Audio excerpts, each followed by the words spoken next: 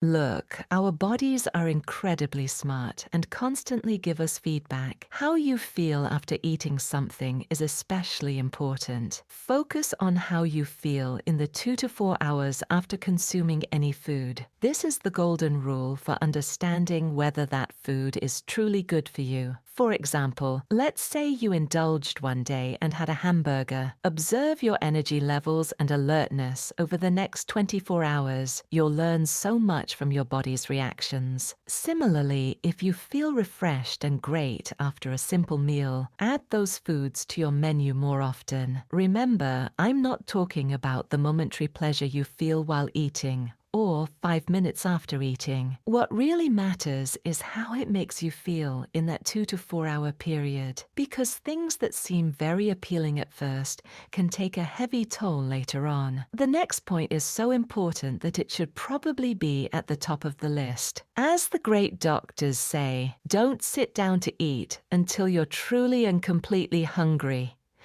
This is a reminder, not just for you, but for myself as well. But what about those sudden hunger pangs that hit 3 to 5 hours after eating, especially when you've had a carb-heavy meal? That's false hunger, a trick played by insulin. We must learn to distinguish this false alarm from real hunger. In connection with this, try to keep your carbohydrate consumption at reasonable levels. Yes, they are part of our energy, but when they seep into every meal and get out of control, they can become like poison. And now we come to the point I don't particularly like to mention, but need to emphasize the most: sweets. They are not food, they are objects of pleasure. Try to stay away from them as much as possible. Instead, turn to fiber-rich, raw, and leafy green foods. These prebiotic foods, our friends that feed the good bacteria in our intestines, heal us not only with their own nutritional value, but also with the indirect benefits they provide. So we don't eat those greens and stems for nothing. There is tremendous wisdom behind it. Then there are probiotics, which are live and beneficial bacteria. Don't leave foods such as homemade yogurt, naturally fermented vinegars, bone broth, tripe soup, and homemade pickles off your table. You don't need to overdo it, but make sure they're part of your life. Remember, your gut flora, the bacterial layer there, is just as critical for your mental and physical health as your brain cells. Now it's time to challenge conventional wisdom, and I stand by this even though I know I'll be criticized. Please don't be afraid to consume fat. Our bodies need healthy fats. There's only one situation where you should be concerned.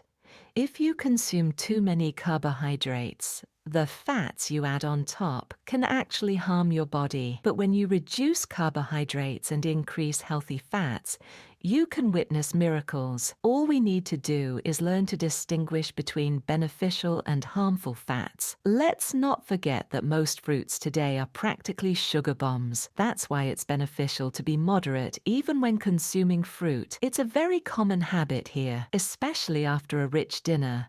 That plate of sliced fruit appears. They are thinly sliced and sweet, and you can't resist taking one. Friends, every slice of fruit you eat after that meal is equivalent to telling your liver, "Here, deal with this too." You are adding that fructose load to a liver that is already tired from meat, fat, and carbohydrates. The best time to eat fruit is in the morning, perhaps as part of a light breakfast with an apple. But it should never be a dessert eaten after a meal. When it comes to meat, yes, meat is a necessary nutrient for brain development and digestive health. Our vegetarian and vegan friends shouldn't get too excited just yet.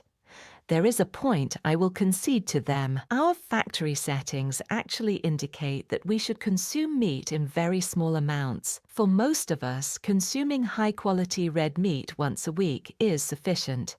We can consume fish and seafood a little more frequently. Knowing that excessive meat consumption causes serious harm to both our bodies and our planet, we should be reasonable about it. Let me give you another interesting measure. Allow your stomach to rumble at least once a day. As I write these lines, I haven't eaten anything for about 10 hours.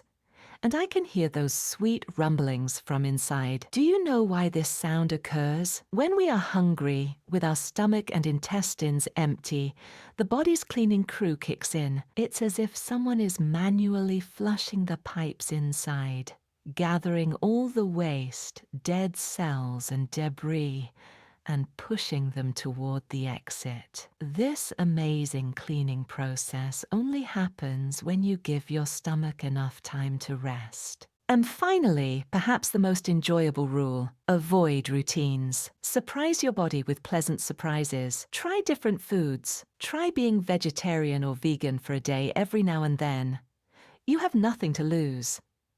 Break the habit of eating the same things every day and make your body more resilient by offering it different sources of nutrition.